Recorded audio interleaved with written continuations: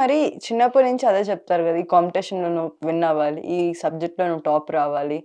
మీ క్లాస్‌లో నువ్వు టాప్ రావాలి. అందరికన్నా బాగా ఉండాలి. మీ కజిన్స్ అందరిలో నువ్వు బాగా చదవాలి. అంటే ఇప్పుడు గెలవటం గురించి మరి అందరూ చెప్పుతున్నారు కదా! ఇక్కడ ఏంటంటే తల్లిదండ్రులకి జ్ఞానం లేదు. హ్మ్.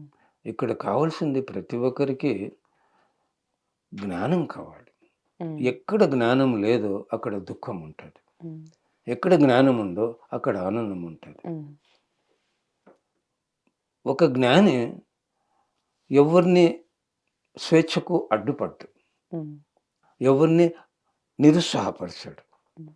జ్ఞాని యొక్క లక్షణం అది. హ్మ్. ఇప్పుడు నేనే ఉన్నాను. మా బాబుకి 70% వచ్చింది 10th క్లాస్. హ్మ్. మామూలుగా తల్లిదండ్రులు ఏం చేస్తారు? బాగా తిడతారు హ్మ్. కదా! నేనేం చేశాను? నేను ధ్యానం నేర్పించిన స్టూడెంట్స్ హ్మ్. 35% వచ్చే స్టూడెంట్ హ్మ్. ఒక నెలలో 95, 98 వచ్చాడు. హ్మ్. మరి మీ బాబుకి ఎంతొచ్చిందంటే నేనేం చెప్పుకోవాలి బాబు?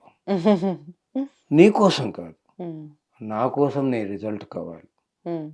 మా బాబు ఇలా సాధించాడని చెప్పుకోవాలని విజయవాడలో నేను ఇంటర్మీడియట్ జాయిన్ చేసేటప్పుడు హ్మ్. నేను రిక్వెస్ట్ చేశాను. హ్మ్. రోజు ఒక్కసారి ఫోన్ చేస్తా.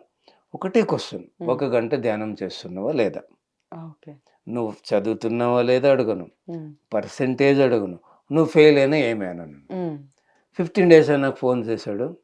600లో బెస్ట్ 30 సెలెక్ట్ చేస్తున్నారు. నాకు చాలా టెన్షన్ ఉంది అన్నాడు. హ్మ్. 2 గంటలు ధ్యానం చేసిపోవాలి. హ్మ్. సెలెక్ట్ అయిపోయాను. హ్మ్.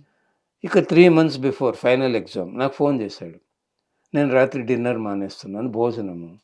ఎందుకంటే ఆ 1 గంట సమయమే నాకు ధ్యానానికి అవైలబుల్ ఉంది. మానేయి. హ్మ్.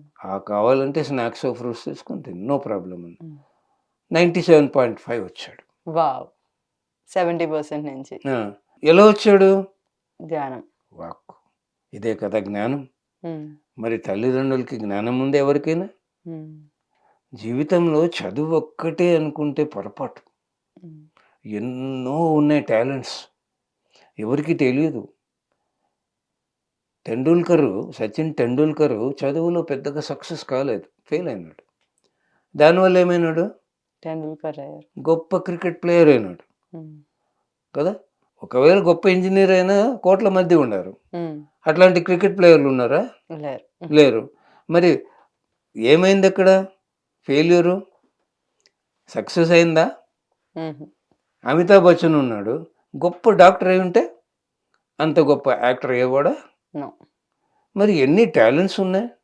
తల్లిదండ్రులు ఎవరైనా ఉత్సాహపరుస్తున్నారంటే వాళ్ళు తప్పు కాదు. వాళ్ళకి జ్ఞానం లేదు. హ్మ్. జ్ఞానం అంటే ఏంటి? ఎవరి స్వేచ్ఛకు అడ్డుపడకుండా ఉండడం జ్ఞానం. హ్మ్. ఉత్సాహపరచడం జ్ఞానం. హ్మ్. హ్మ్.